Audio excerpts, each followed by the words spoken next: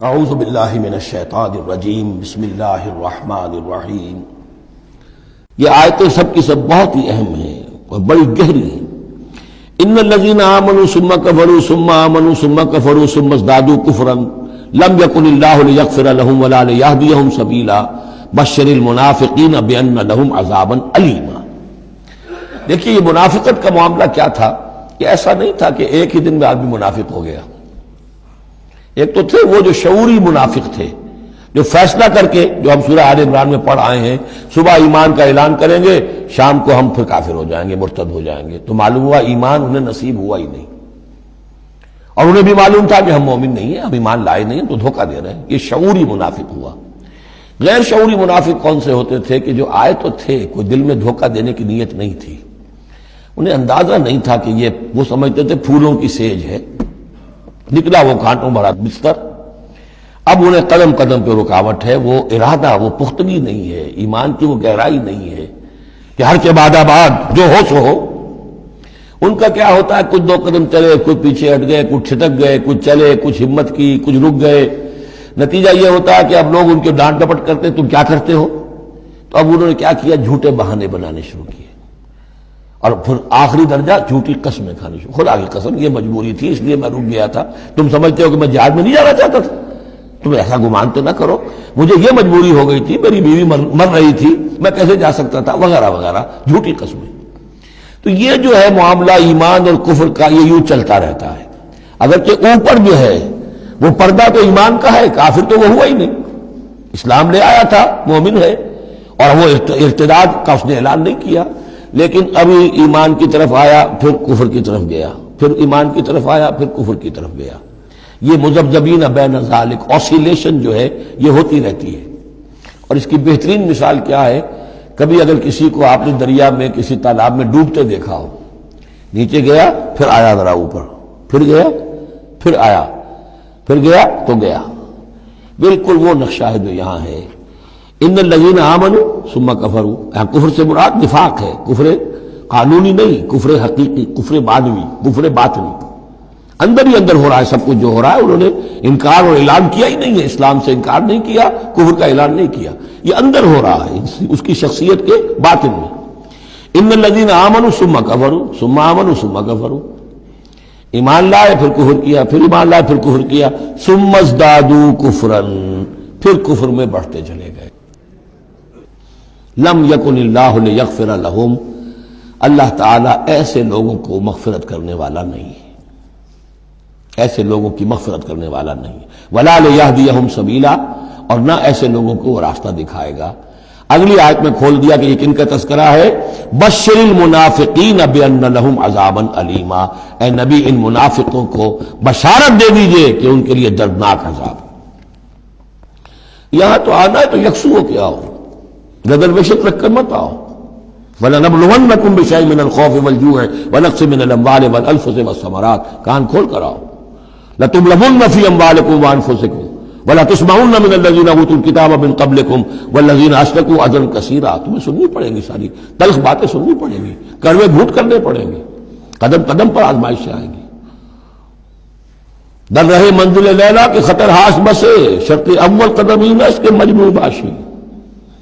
بشر المنافقین، تنزیہ انداز ہے، ان منافقوں کو بشارت دے دیجئے محمد صلی اللہ علیہ وسلم کہ ان کے لیے بہت دردناک عذاب ہے۔ الذین یتخذون الکافرین اولیاء من دون المؤمنین، ان کی ایک شان یہ بھی تھی کہ وہ جو کفار تھے ان کو دوست بناتے تھے، وہ چاہتے تھے نا don't keep all your eggs in one basket, بالکل یکسو مسلمانوں کے ساتھ ہو جاؤ، کیا پتہ ہے کل پلڑا جو ہے بدل جائے، تو کفار کے ساتھ بھی keep some good office with them also، کچھ نہ کچھ ان کے ساتھ رہے معاملہ، کہہ سکے وقت کے اوپر، تو دوستیاں رکھتے تھے۔ الذین یتخذون الکافرین اولیاء من دون المؤمنین، اہل ایمان کو چھوڑ کر ان کو دوست بناتے ہیں اور ان کو اپنا پشت پناہ بناتے ہیں۔ ایبتغون عندہم العزہ، کیا وہ ان کے اس قرب میں اور ان کی محفلوں میں جا جا کر عزت چاہتے ہیں، عزت کی تلاشی ہے۔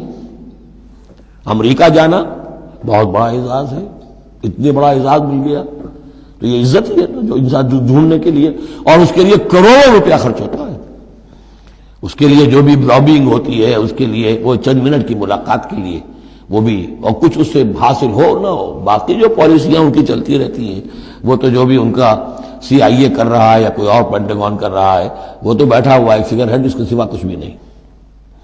الذین یتخذون الکافرین اولیاء من دون المؤمنین یبتغون عندهم العزۃ فإن العزۃ للہ جمیعا، عزت کل کی کل اللہ کے اختیار میں ہے۔ کہاں عزت ڈھونڈ رہے ہو؟ وقد نزل علیکم فی الکتاب، اور یہ بات تم پر نازل کی جا چکی ہے کتاب میں۔ یہ سورہ انعام کی آیت نمبر 68 ہے، جس میں روکا گیا مسلمانوں کو کہ جب تم دیکھو کہ کافر لوگ جو ہیں استہزاء کر رہے ہیں، قرآن کا مذاق اڑا رہے ہیں، تو کم سے کم یہ ہے، اب مکے کی آیت ہے وہ، اس وقت مسلمانوں میں اتنا زور تو نہیں تھا کہ ان کو چپ کر سکتے زبردستی، لیکن یہ کم سے کم یہ کرو کہ وہاں بیٹھو مت، وہاں سے چلے جاؤ، احتجاجاً جو ہے وہاں سے رخصت ہو جاؤ، پھر وہاں بیٹھو نہیں۔ اگر بیٹھے رہو گے تو ہو سکتا ہے تمہاری غیرت کے اندر کچھ کمی آتی چلی جائے، تمہاری جو حس جو ہے وہ پھر کند پڑ جائے۔ تو اسی کا حوالہ دیا جا رہا ہے، وقد نزل علیکم، اللہ اتار چکا ہے تم پر فی الکتاب، اسی کتاب میں قرآن میں، ان اذا سمعتم آیات اللہ یکفر بہا، جب تم سنو کہ اللہ کی آیات کا کفر کیا جا رہا ہے، وہ یستہزأ بہا، اور ان کا مذاق اڑایا جا رہا ہے، فلا تقعدوا معہم، تو ان کے ساتھ مت بیٹھو، حتی یخوضوا فی حدیث غیرہ، یہاں تک کہ پھر وہ کسی اور بات میں لگ جائے، پھر دوبارہ آ جاؤ، کوئی حرج نہیں، کوئی اور بات ہے، اس لیے کہ بہرحال ان کو کوئی نے تبلیغ کرنی ہے، ان سے گفتگو کرنی ہے، تعلق منقطع نہیں کرنا، لیکن جب وہ یہ حرکت کر رہے ہیں تب ان کے قریب مت بیٹھو۔ انکم اذا مثلہم، اگر تم بھی بیٹھے رہو گے اس وقت اسی حالت میں ان کے ساتھ، تو پھر تم بھی ان جیسے ہو جاؤ گے۔ ان اللہ جامع المنافقین والکافرین فی جہنم جمیعا، یقیناً اللہ تعالیٰ جمع کر کے رہے گا منافقوں کو بھی اور کافروں کو بھی جہنم میں، سب کو۔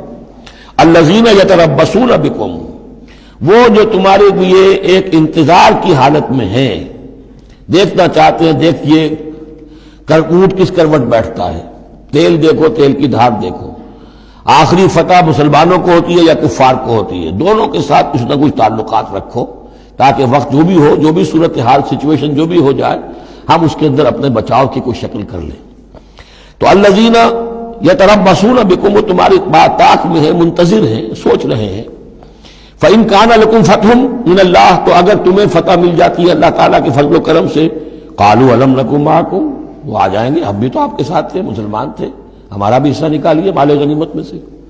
وَإِن كَانَ لِلْكَافِرِينَ نَصِيبٌ، اور اگر کوئی حصہ پہنچ جائے کافروں کو، کوئی فتح انہیں وقتی طور پر حاصل ہو جائے، ان کا پلڑا بھاری ہو جائے، قالوا، تو وہ کہے کہ اپنے ان کافروں ساتھیوں سے، أَلَمْ نَسْتَحْوِذْ عَلَيْكُمْ، کیا ہم نے آپ کا گھیراؤ نہیں کر لیا تھا، ہم نے آپ کو بچایا ہوا تھا کہ یہ مسلمان جو ہیں، ہم تو اوٹ بنے ہوئے تھے اصل میں، آپ سمجھتے ہیں مسلمانوں کے ساتھ ہو کر ہم جنگ کرنے آئے تھے، نہیں، ہم اس لیے آئے تھے کہ مسلمانوں کے حملوں سے آپ کو بچائیں۔ أَلَمْ نَسْتَحْوِذْ عَلَيْكُمْ وَنَمْنَعْكُمْ مِنَ الْمُؤْمِنِينَ، ہم نے تو بچایا ہے آپ کو مسلمانوں سے۔ فَاللَّهُ يَحْكُمُ بَيْنَكُمْ يَوْمَ الْقِيَامَةِ، تو اللہ ہی فیصلہ کرے گا تمہارے مابین قیامت کے دن۔ وَلَن يَجْعَلَ اللَّهُ لِلْكَافِرِينَ عَلَى الْمُؤْمِنِينَ سَبِيلًا، اور اللہ تعالیٰ کافروں کو اہل ایمان کے مقابلے میں راہیاب نہیں کرے گا۔ ان المنافقون یخادعون اللہ وهو خادعهم، یہ منافق اللہ کو دھوکہ دینے کی کوشش کر رہے ہیں اور اللہ انہیں دھوکہ دے رہا ہے۔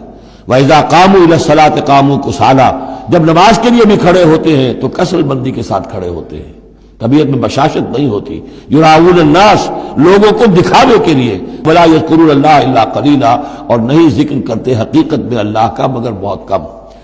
صدق اللہ العظیم۔